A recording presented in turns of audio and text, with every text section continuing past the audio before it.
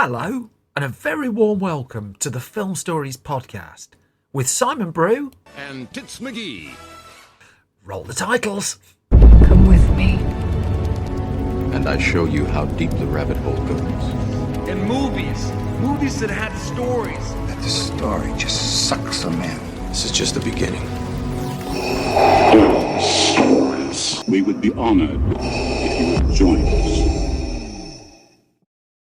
Hello and a very warm welcome to Film Stories with Simon Brew. I am Simon Brew. As always, there's absolutely everything you need to know about me.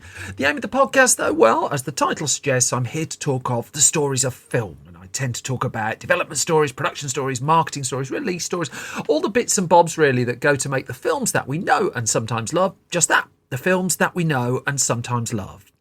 The films that I tend to cover in this podcast, they have more of a mainstream leaning to them than anything else. They're films also that I'm interested in or invested in to some degree. I try not to punch down. I try not to do snark. This podcast is very firmly a celebration of cinema and the fact that films get made, basically. Without further ado, I'm going to play you a clip from the first then of the two films I'm going to talk about in this podcast. I'm going to start with a bit of a sing-song. I'll pass it over to the news team. You really want to know what love is? Yeah. Yes, tell us. More than anything in the world, Ron. Well, it's really quite simple. It's kind of like... Gonna find my baby, gonna hold her tight, gonna grab some afternoon delight. My motto's always been, when it's right, why wait until the middle of a cold, dark night? When everything's a little clearer in the light of day. And we know the night is always gonna be here anyway. Thinking of you's working up my appetite. Looking forward to a little afternoon delight. Rubbing sticks and stones together, making sparks ignite. And the thought of loving you is getting so exciting. Sky rockets in flight.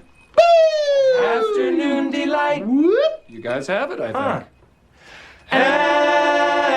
Afternoon delight. I don't know, Ron. That sounds kind of crazy. That then was a clip from 2004's Anchorman, The Legend of Ron Burgundy, starring Will Ferrell, Christina Applegate, Paul Rudd, Steve Carell, David Kushner and Fred Willard. Written by Will Ferrell and Adam McKay, directed by Adam McKay in his directorial debut. And, it started really with Saturday Night Live, the American TV show which had attracted the talents of McKay and of Will Ferrell, and they were slowly building up their reputation there. They were also looking to break into the movies for a film idea that would spark, and they'd had plenty of them. It's just getting one of them over the line had proven to be quite a tricky job. So back in the early 2000s, because this film came together relatively quickly, Will Ferrell was watching television one night and he happened upon a documentary about a woman called Jessica Savage. Now, Savage was one of the first women, as he explained in an interview with the New York Times when the second Anchorman film came out, she was one of the first women to anchor a television news program in the US. And also in the documentary, her male co-anchor was, I had to say that carefully, her male co-anchor was interviewed as well, a man called Mort Krim, and he confessed, quote, "You have to remember, back then, I was a real male chauvinist pig. I was not nice to her." And so this idea of a woman going into a very male-dominated news environment in the 1970s just stuck a little bit with Ferrell. And so he started asking around. He said, we started hearing stories from friends about news anchors in different cities. In Pittsburgh, this guy told us about a bunch of news anchors, I'm still struggling with that, getting wasted at pool parties and jumping in the pool in their underwear. Back then, they only had 3 TV channels. I think now we have 3,000. And the more we looked into that era, they were just like, well, yeah, there's something here. Let's look at that and let's do it. So So Ferrell was bubbling up in Saturday Night Live, and there were movie offers out there for him. And it was Adam McKay that he was drawn to, with the view of trying to get some kind of project going. And one of the scripts that they wrote, and they did a few, was a film called August Blowout. You might not have heard of August Blowout because, bluntly, it never got made. But it certainly got read around Hollywood. It got the pair noticed. And it was described in an interview with The Ringer as Glengarry Glen Ross, that particular film, in a car dealership. And I mean, it was a project that Paramount Pictures got, I think it picked up the rights to at some point. It was certainly interested in making it for quite a while. And the script did the rounds of Hollywood. And it was read by directors, read by actors, and there were lots of positive noises about the script. But no one actually, in the end, willing to write a check to make it. It just simply couldn't get a green light. There were too many variables, too many gambles to it. So Ferrell took then a role in a movie that DreamWorks was putting together called Old School for writer-director Todd Phillips. More recently, he's done Joker, of course. And he was filming Old School as he shot his final season of Saturday Night Live. Now, one of the many people who got their paws on the screenplay for August Blowout was a writer-director by the name of Paul Thomas Anderson. Now, at this stage in his career, he'd had two films that had really spiked. His first, Hard Eight, as it was ultimately called, was very mismanaged by the studio, got mangled, a title change, I think it was originally called Sydney, and just sank without trace and never deserved to. Boogie Nights, which I'm coming to on a future episode of Film Stories, then firmly put him on the map. Magnolia cemented his place. I'll come to that as well at some point too. But Paul Thomas Anderson got hold of the screenplay to August Blowout and really liked it. And whilst he didn't have the clout to actually get it made, he encouraged Will Ferrell and Adam McKay to keep going. And as they explained to The Ringer, he was one of the guardian angels, even though I think the first incarnation of what would become Anchorman would be a little too weird for Paul. So we'll come to that shortly. But with Anderson's encouragement, they just went looking for another movie idea. And that's when the Anchorman plan really started to form. And Ferrell just explained that the first time a woman comes into the newsroom and you just have this petulant news team, and she's obviously 10 times smarter than they are, and yet they're in the dominant position. And he said that ultimately was simply the idea, and we just went from there. And so they started working on just what the screenplay to Anchorman would be. It didn't take them long to land on the character of Ron Burgundy, helped by the fact that Will Ferrell very quickly got the voice of him, metaphorically and actually. And so they had something to write around there.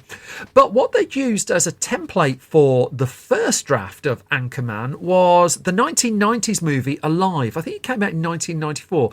And this was based on a true story of a plane crash in remote mountains where a rugby team end up basically eating each other.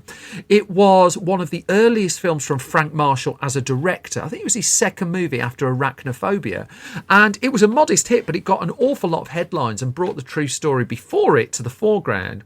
And they used Alive as an unlikely template for their comedy movie, that they had a whole bunch of newsreaders crash landing basically in the middle of nowhere, trying to survive and ultimately slowly killing each other off, while at the heart of it, they always had this character of Veronica Corningstone, who was basically the most intelligent of the lot of them, but she was held back by the fact by her gender.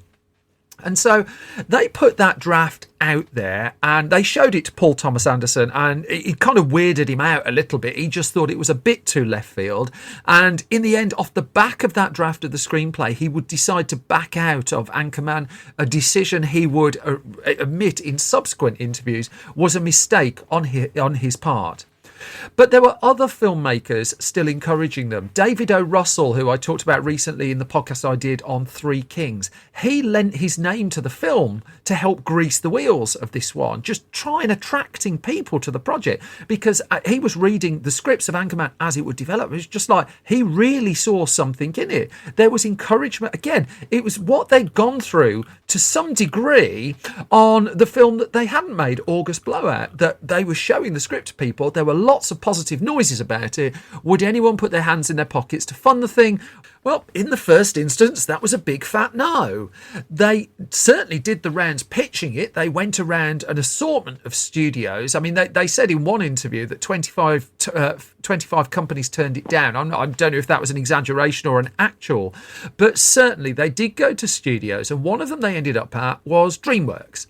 So DreamWorks in the early 2000s was ramping up its live action side. That the DreamWorks SKG company, standing for Spielberg, Katzenberg, Geffen, the three creators, had started generating some real hits in animation off the back of Shrek, Prince of Egypt, films of that ilk. But also, its live action stuff it got off to a slow start, but American Beauty had won the Best Picture Oscar, Gladiator had won the Best Picture Oscar, but nonetheless, it was slow going in terms of just ramping up the level of output for the studio. So one of the people who was overseeing the live action side of it was a producer and writer by the name of Walter F. Parks, who I talked about when we've discussed films like War Games and Sneakers. In fact, I've had him as a guest on this podcast in the past where we've talked about those. And he took a pitch with Will Ferrell, who duly put across the idea of Anchorman to it. But there was a real legitimate concern at this stage that Will Ferrell was simply not a movie star. That the Anchorman film would, in the eyes of a movie studio, live or die on the star name at the heart of it. But it was going to be Will Ferrell was going to lead the ensemble. Even though this was an ensemble-driven movie, very clearly, they needed a name really just to get some kind of recognition for it. And Will Ferrell was not it. DreamWorks duly passed on the project with that in mind, and so it was off back doing the rounds. But let's go back to that film, Old School. Now, this was a DreamWorks project again that Will Ferrell was third billed on. However, by the time the movie landed, his character of Frank the Tank in that film was the one that really spiked with audiences. And also, it was a real surprise hit that all of a sudden Will Ferrell was a name that was on people's lips as, actually, yeah, he can cut it in the movies. What else has this guy got? And so he was making a film called Elf at the time. And I wonder what happened to that movie as well.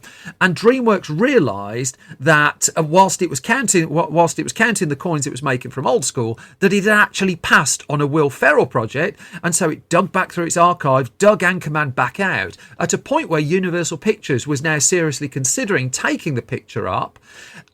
Because it had dithered, because it had turned it down in the end, DreamWorks had to pay what was reported to be an extra $4 million, basically, to get the movie. But finally, Adam McKay and Will Ferrell had sold a movie that McKay would direct as part of the deal, Ferrell would star in, and finally, Anchorman had found a home and it was off the ground.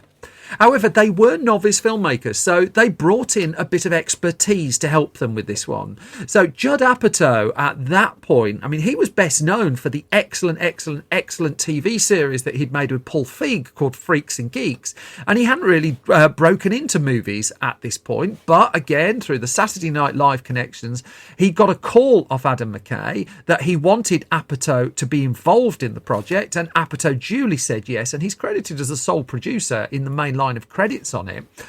Also, they put in a call to Shauna Robertson, who had been making Elf with Will Ferrell, and so the result of this was they did have some expertise behind the camera here, even though there were really first-timers involved.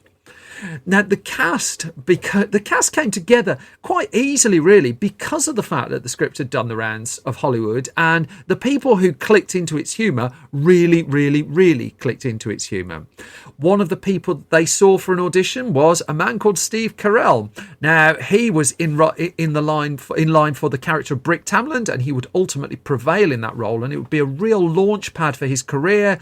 He would go on to do The Office not long after that. There were two actors in the final audition for the role of Brick, though. Now, the only other name that's ever been openly mentioned in relation to it was James Spader, but James Spader apparently didn't audition for the film, so he's not one of those final two actors. I can't tell you who the other was. But Spader did nonetheless send word to Adam McKay that he was really interested in playing the character of Brick, and it was a genuine interest as well. Even though you don't necessarily relate James Spader to comedy roles, this was one that for a little while he was really interested in taking on. So Carell in the end just about won out. Apparently it's quite a close run thing. David Koechner was pretty much a shoo-in because Adam McKay was already very familiar with his work, was already a fan. One of the people who had been following the status of the script was Paul Rudd. Now, Paul Rudd's career was certainly on the up at this point. As I talked about in a recent podcast we did on Meet the Parents, this would be the year where he had lots of films coming out. And he really, really wanted a role in this one. He was, the role he was looking at was Brian Fantana, who, of course, if you're familiar with the film, he's a friend of Ron Burgundy. He, though, wasn't the only candidate for it, because he had to, even though his star was on the rise, he had to come in an audition as well. And he found himself auditioning against Bob Odenkirk, who more recently is best known for his work in Better Call Saul and Breaking Bad. And he's become an action star as well in the film Nobody. And what a film that is. I am actually coming to that one on a future episode of the podcast as well. But Paul Rudd's audition won out. I mean, the experience his previous experience in movie comedy really stood him well there. I think it was the Dodgeball episode, actually. I talked about Paul Rudd's lots of films in one year, but I've also covered Meet the Parents as well. Then there was the role of Veronica Corningstone as well. And Adam McKay talked about this in an interview at Baller Status. And it was an impressive lineup of candidates for this one. Leslie Mann was in the running. Maggie Gyllenhaal was in the running. Amy Adams was in the running. Christina Applegate was in the running. But as McKay would explain to the outlet, the thing with Amy Adams at that time was she looked younger than she was, and it just visually just felt wrong to cast her in that role, given what the character of Veronica Corningstone ultimately goes through in the film. With Maggie Gyllenhaal, the reason they turned her away in the end was, McKay explained, he said, I said she's going to win an Academy Award someday, and you don't put Meryl Streep in a comedy. I think people who've seen Death Becomes Her would certainly disagree with that. He argued that Leslie Mann is great as well, but she didn't have that 50s wholesome thing that we wanted, and Applegate had all of that. Applegate was through the door and was duly cast in the role. One person who didn't get cast, although he would turn up in the subsequent sequel, which I'll come to briefly at the end of all of this, was John C. Reilly. So at one stage when they were trying to get investors interested in making Anchorman, they held a table read where they brought in a bunch of actors just to come and read the script, and an investor sat and listened to it and was duly impressed, but then said that I'm not paying for that, but I really enjoyed that. That was brilliant. And apparently one of the people who was involved in that early table read was John C. Reilly, who would go on to work with Adam McKay and Will Ferrell on several other projects. The problem when the Anchorman film was getting to the point of getting a green light, which happened in 2003, was that he was committed to making The Aviator with Martin Scorsese at that point, and he opted to go for that movie instead. Nonetheless, the film had come together. DreamWorks was funding it to the tune of $26 million was the budget on it. And it was, filming would begin on July the 7th, 2003. Now, this was very much a Hollywood-based shoot. It shot exclusively in the California area of the US, stayed close to studio property. And for Adam McKay, the schedule built in that he could really explore his break into movie directing. As a result, I don't think this is going to be a massive shock to many of you. There was an awful lot of improvisation on the set of Anchorman, because by this stage, the cast had grown as well. That cameos were coming in from the likes of Vince Vaughn, Fred Willard had come in, Catherine Hahn was joining the ensemble as well, Ben Stiller, Tim Robbins. I mean, there was a story that Tim Robbins, I think this turned up in IMDb trivia, so take it with a pinch of salt, but there was a story that one of the reasons Tim Robbins did the film was so he could keep the wig. I mean, great if it's true, but I just thought I would throw that in. Seth Rogen also. I mean, they managed through Judd Apatow's connections as well. Really, they managed to bring in quite an ensemble of people who would just turn up, just do a little bit and move on. But the improvisation was key. That as much as they shot the screenplay for this one, they shot an awful lot of footage. Now, I don't have an exact number of the amount of feet of film that they shot for this one. one. But I'm indebted to Daily Telegraph film critic Robbie Collin for tweeting, and this was a while ago, he tweeted it, on a subsequent film they made, and this goes to the style of Ferrell and McKay's shooting style on these comedies. They shot more footage on the movie Step Brothers, apparently, than Francis Ford Coppola shot whilst making Apocalypse Now. Well over 1 million feet of film, as they just captured improvisation, that they would run the same lines over and over and over, but just delivered in slightly different ways, just to give them an awful lot of options in the editing room on the movie. And so, I mean, they still had time to put in sight jokes. I think one of the most famous sight jokes in Anchorman is that there's a Mexican restaurant which goes by the name of Escopimos on su alimento. And I did double check this, and it is right. And in Spanish, that does translate as "we spit on your food." So there was work done in pre-production to set up some of the jokes, but also they just leaned on the skills of their actors. I mean, Will Ferrell and his flute. I mean, who could resist that? Filming ultimately wrapped up on the movie in September of 2003, but this would be a job and a half in the editing room, and it would go through some real transformation actually in post-production. This one, Brent White being the person who was given the job of editing the footage, and there was just an absolute ton of it to go through. There was also a very, very different final act of the movie in the original script of the film. So let's go back to that interview in The Ringer that I just mentioned a while back at The Ringer. And McKay was saying, even in the testing that you do for the movie, because he knew tonally that Anchorman was a little bit out there, he said some people got it right away, other people didn't know what they were watching. And he talked and revealed that there was a version of a film that didn't centre on the ultimate plot that we get that ends in a zoo. That's a mild spoiler, but I don't think you'll mind too much on Anchorman. I don't really think the narrative is the key thing there. And the original idea was a plot that centred on a bunch of bank robbers called the Alarm Clock, and it was all building up to that and foiling these robbers. And when they edited that version of the film together and put it in front of a test audience, it just didn't go down well at all. And so it got to the point where they changed a lot of this movie in the editing room. So they wrote and reshot an ending, one that does conclude in and around the zoo. But going back to those test screenings, I mean, they were so up and down that Adam McKay recalls we even had one of the marketing people at the studio at the time say to other members of the press, "Oh, you don't even have to watch it. It's not that good." McKay said, "I had a buddy of mine who witnessed a fight in a theatre breakout, like a verbal fight, when the movie was in its end credits and someone yelled at the screen, 'Will Ferrell, I want my money back.' And someone else went, 'Screw you, that movie's great.' And this was being reflected in the testing process. This was a very divisive movie. You very much got it or you didn't."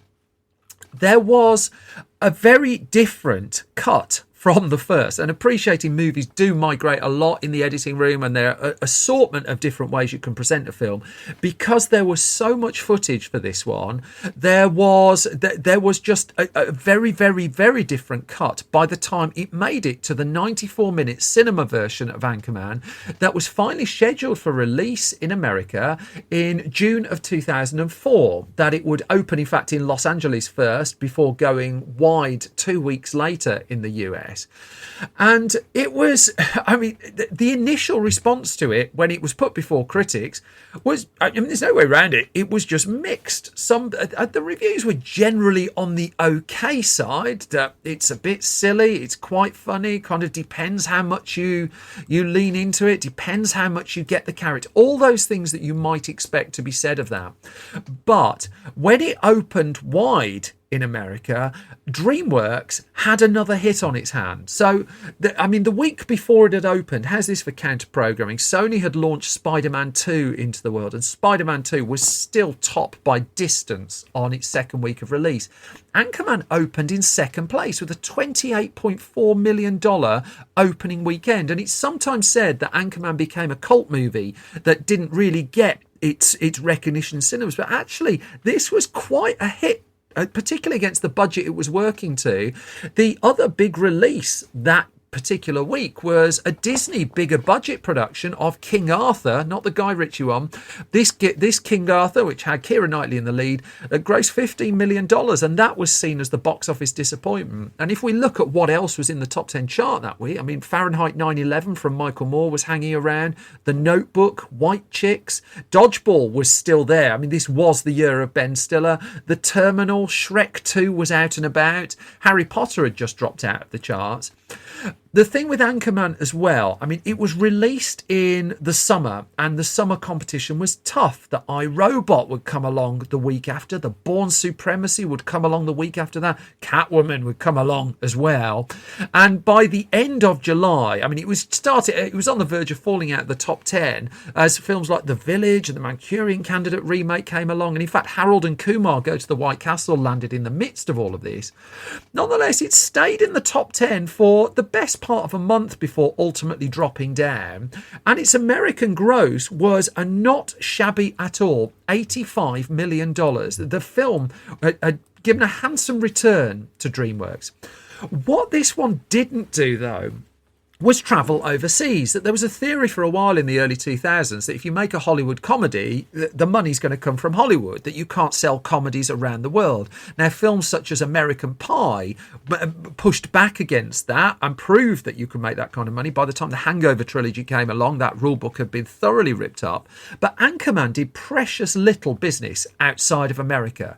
I mean, its international box office was $5 million total. That was it. Over half of that came from the UK, but in pretty much every other country it was landing in, it was just not finding an audience. If you look at all the countries it released in, where it didn't even get to $100,000, it struggled in France, Finland, Germany. So I mean, you could just go around the world with this. It just didn't click. It clicked in America. It didn't click overseas. So when it came to the American DVD release, they went a bit all out on it. And it's the home release that really elevated Anchorman from being a good hit at the cinemas with some rewatch value into what it ultimately became. Because first and foremost, DreamWorks decided to release a special edition DVD of Anchorman, and I've never seen this before or since, where the DVD extra was an entirely different film made up of all the footage they cut out of the original movie.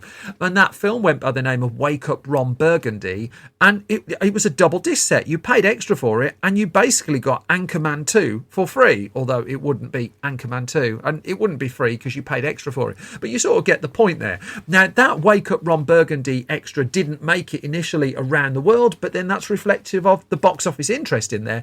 However, when the film started hitting television and cable services and such like, so its reputation started to grow and grow and grow and grow. And as such, McKay and Ferrell, even though they were a little bit reluctant to make sequels to their work, they did approach the studio, and DreamWorks stuff was falling under Paramount jurisdiction after a couple of years, but they did approach the studio with the idea of, let's do a sequel to it, and they were turned down. Wasn't wanted. So instead, what they did is they directed their attention first of all to a deal with Sony to make Talladega Nights, The Ballad of Ricky Bobby. That was out in 2006, did far more money than Anchorman did, but I'd suggest its reputation hasn't endured in the same way. The delightful Step Brothers came out in 2008, also with Sony. The Other Guys with Sony in 2010. It was only really after the success of all of those that Paramount got back interested in making belated sequels to a couple of comedies. Zoolander was one of them. But in 2013, the gang was assembled again for Anchorman 2, The Legend Continues. And I do think there's an element of the first Anchorman film of real lightning in a bottle that the second film didn't manage to capture. Nonetheless, it has its fans. And also that original film, what it managed to do was spark an awful lot of careers. That off the back of it, for instance, Judd Apatow would launch his hugely successful wave of comedy films, but also he'd get to make his directorial debut with The 40-Year-Old Virgin, and one of the reasons he could cast Steve Carell in that was Steve Carell had proven to be such a comedy scene stealer on the big screen in Anchorman as well. I don't think for all the comedies that Will Ferrell and Judd Apatow have made since, and Judd Apatow's gone a bit more serious. He won an Oscar for The Big Short. He's done Vice. He's got films coming in. I do think Anchorman is their special one. I don't think Step Brothers is a million miles behind, but I think it's pretty telling that the one that we all quote from, and I've got one of those key fob things that has those quotes in your pocket thing, they made one for Anchorman. They didn't make one for many other films in the early 2000s, and the fact that it bubbles up on so many top 100 lists now is pretty telling of what they somehow managed to harness and get on the screen. Which all brings me to the halfway point of this latest episode of Film Stories. So I'm going to do the parish notices now and just bore you a little bit with those. First and foremost, there are, if you like this podcast, there are 3 ways you can support it if you're so inclined to do so. The financial one is if you go to patreon.com/Simon Brew and support us there. And thank you to everyone who's doing that. The money for the money that comes in on that pays for research materials and bits and bobs for the podcast. I'd like to tell you I'm off swimming, off on posh holidays, but I'm not. It goes back into the Film Stories project. It pays writers, etc., etc. In return, you're getting Film Stories gossip ahead of everyone else. You're finding out what we're up to. The podcast tends to land earlier there, and 1 or 2 little special bits and bobs too. If you could subscribe to this podcast at your podcast home of choice, that's hugely appreciated as well. And also, if you can leave ideally a hugely positive review, that would just be terrific. It's small things like that help in these tiny independents like me to get noticed amongst, let's just say, far more resourced endeavours. And I thank you so much to everyone who's managed to get me this far through their support. I should also point out a new issue of Film Stories magazine is imminent, and you'll be able to order a copy of that at store.filmstories.co.uk, and a new issue of Film Stories Junior is just going to follow a week or 2 after that as well. We're knee deep in the making of those, which is why my voice is sounding so stressed. Without further ado, I'm going to move, though, on to the second of the 2 films I'm talking about in this podcast. And this one comes right up to date. In fact, at the point this is being recorded, this is a film that's just been released. So let me play you a clip, and I'll come to the story of this one, The Other Side of This. Special Agent John Hartley, FBI. Been tracking your scores for a while now. Every city, every heist.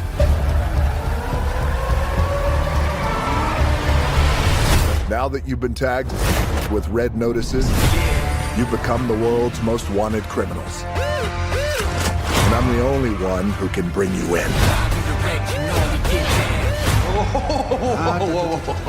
Where'd you get that jacket? It's a statement piece. Somewhere there's a very nude cow whispering, worth it.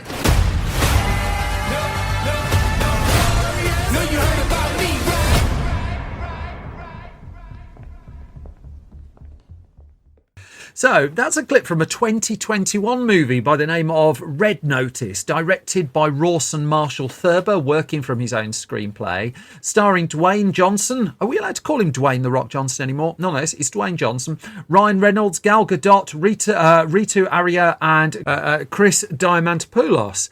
Now, the movie, well, I mean, it starts with a partnership really between Rawson Marshall Thurber and Dwayne Johnson that had been developing across a couple of films that they'd made together.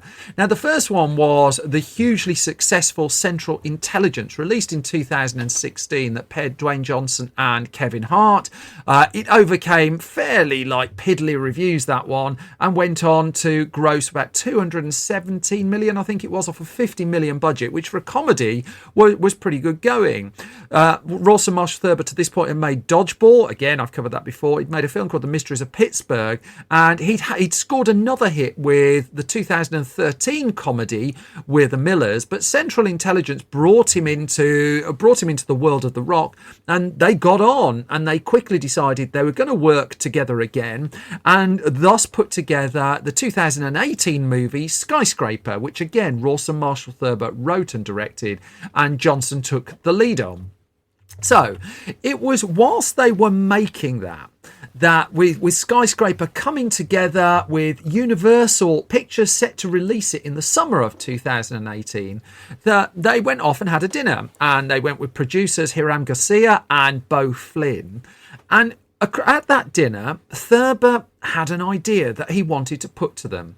And it was about 50 minutes in the end that he explored this idea and put it to Johnson, a kind of heist comedy drama, a thriller with a bit of a treasure hunt side to it, almost an old style movie star kind of production, trotting the globe, all based around the idea of this red notice that's issued by Interpol, which means someone's really wanted and very bad and everyone in the world is looking for them, but just done on a global scale. And by the end of the pitch, Dwayne Johnson was in. He was like, yeah, I'm going to do that. And so the pair of them, even as they were putting the finishing touches to Skyscraper, had another project together, a third. And so, as Rawson Marshall Thurber would describe it, it was his idea of a throwback to, quote, big, fun, swashbuckling movie star movies. I mean, he'd grown up with them in the 90s. We'd been watching them in the 80s as well. But with Johnson in his corner, the pair, through their respective production outfits, got to work on a pitch that they'd be able to take out to market. So they had currency at this point as well. They had a big summer blockbuster to their name that hadn't been seen, hadn't been released. Universal was very, very keen to stay in the Dwayne Johnson business. It had been working with him on the Fast and Furious films.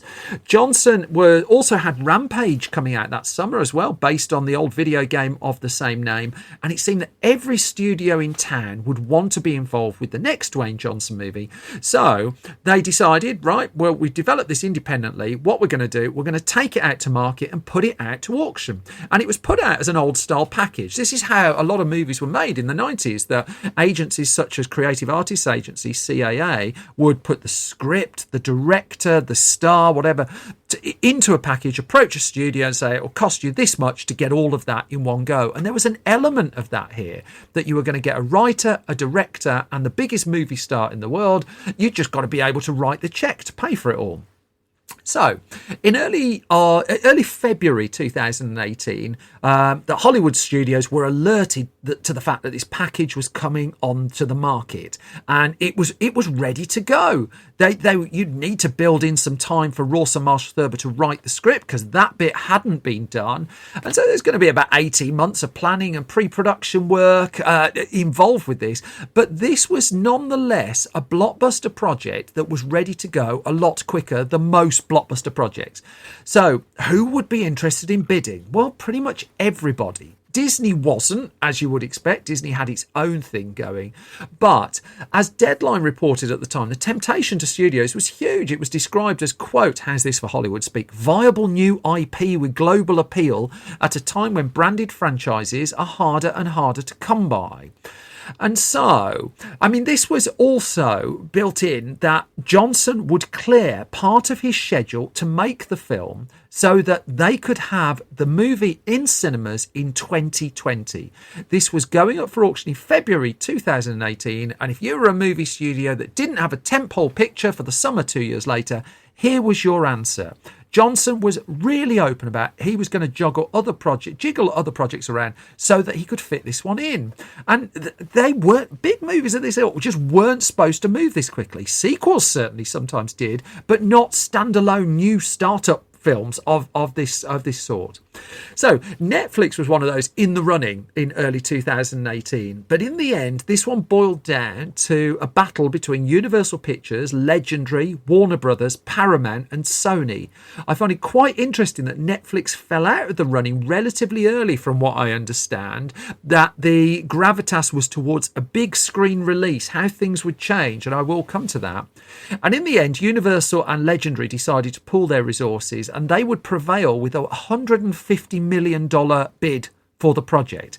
Now, this brought with it record paydays for people involved. Dwayne Johnson, to this point, the poor long-suffering man, had never got $20 million up front for doing a movie. He did here, as well as a back-end deal. Rawson Marshall Thurber, he would be getting he'd be getting at least $10 million to write and direct the film. It was also built into the budget that they needed at least one other movie star in this, and Universal and Legendary signed up for all of this.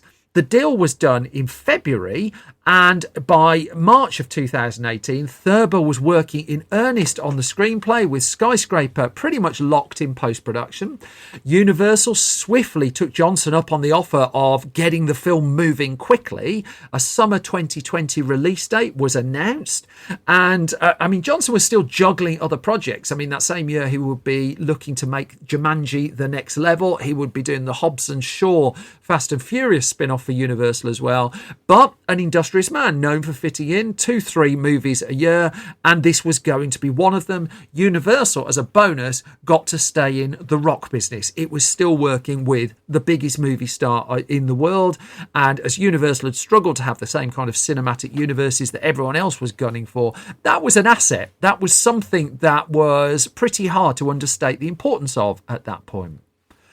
Where things started to go awry a little bit, though, was with those aforementioned 2 Dwayne Johnson movies that were landing in the middle of 2018. One of those was Rampage, the other was Skyscraper.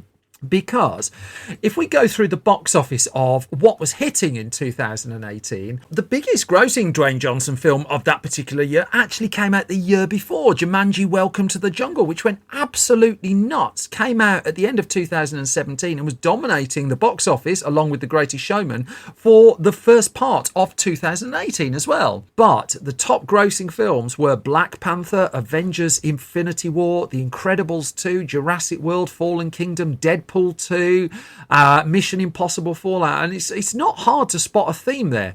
These were all big sequels. They were all big heightened sequels, all franchise movies, and launching into that and trying to do your own thing without a pre-existing intellectual property behind was going to be tricky. And it's telling that of those 2 films, it was Rampage, based on an 80s video game, that spiked the most. But even that just about crawled over $100 million in the US with, it added another 300 million overseas. It was a comfortably profitable film, but it hadn't done the numbers in America that were expected. It was the 33rd top grossing film in America that particular year. If you look then at where Skyscraper landed, well, that caused more headaches. That was the 46th highest grossing film in America that year. Sold heavily off mirroring Die Hard, if memory serves, on one of the posters at least.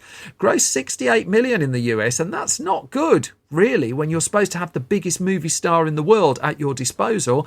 Again, Johnson's name, it drummed up the numbers overseas, and its worldwide gross, with that American number factored in, would be 300 million. But Universal, its hit of that year had been a Jurassic Park sequel, whereas other films such as The House with the Clock in Its Walls, Night School's a Universal film, Insidious: The Last Key, Blockers, Pacific Rim Uprising. Well, there was a lot of films Universal put out that year that just didn't click. And it was just having second thoughts, really, about all of this. Was it on the right track? Those thoughts, though, they were being had behind closed doors, because by the end of 2018, Universal was still committed to making Red Notice. In fact, Gal Gadot was being added to the cast, and the release date had moved. It was now going from June the 12th, 2020 to November the 13th, 2020. But at this point, Universal was still on board. Now, Rawson Marshall Thurber completed the script around the spring of 2019, and it's said that this is where Universal really got cold feet.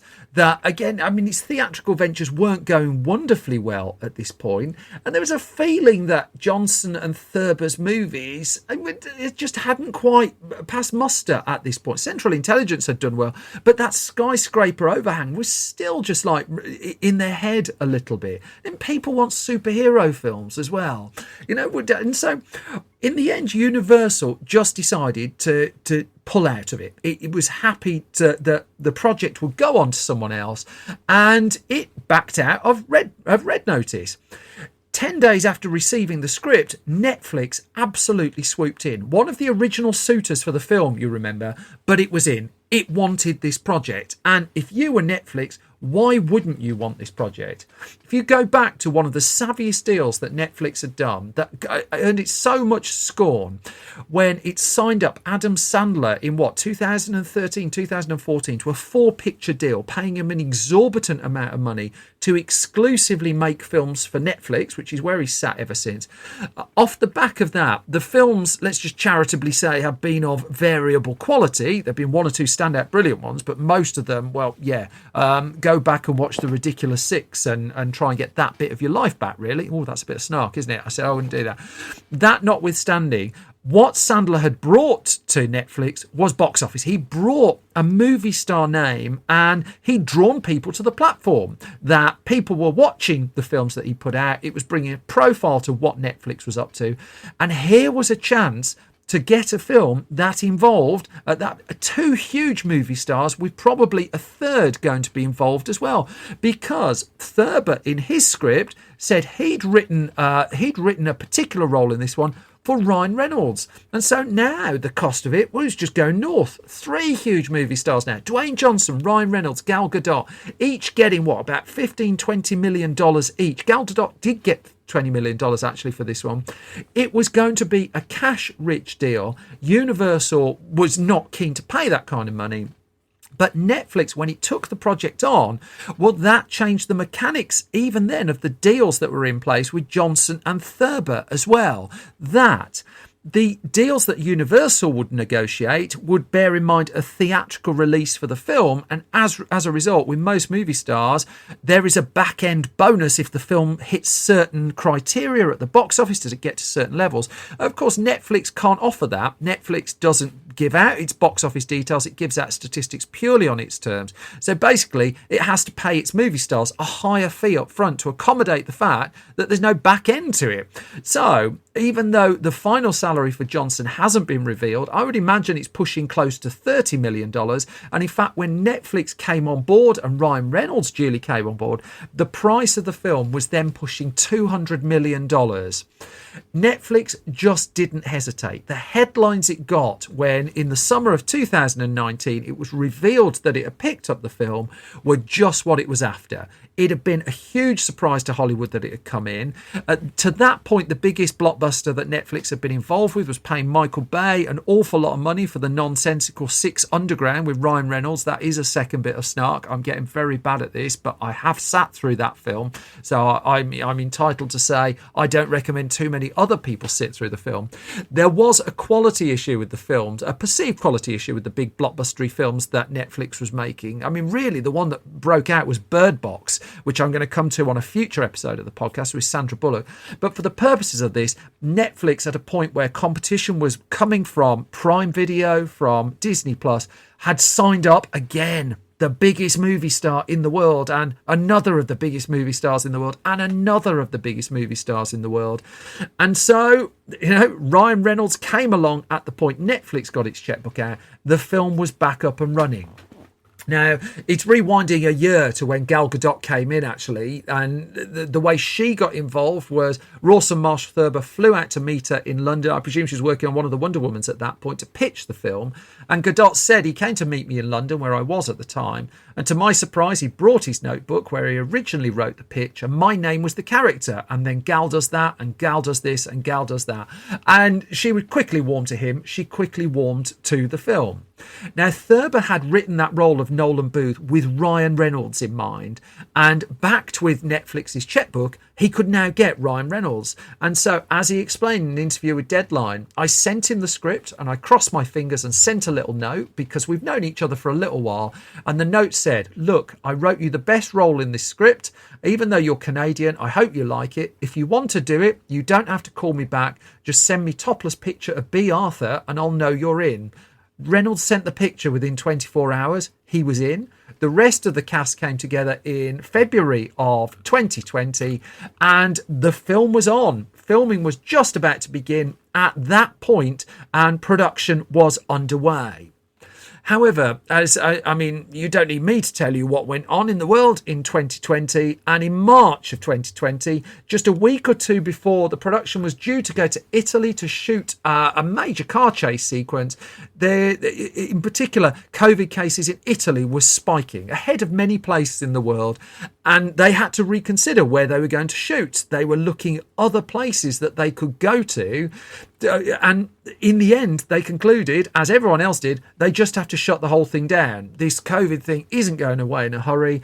And so, with some of the film in the can, Red Notice just stopped filming. And for 6 months, like many films, it just simply sat in limbo, waiting, hoping that it would restart.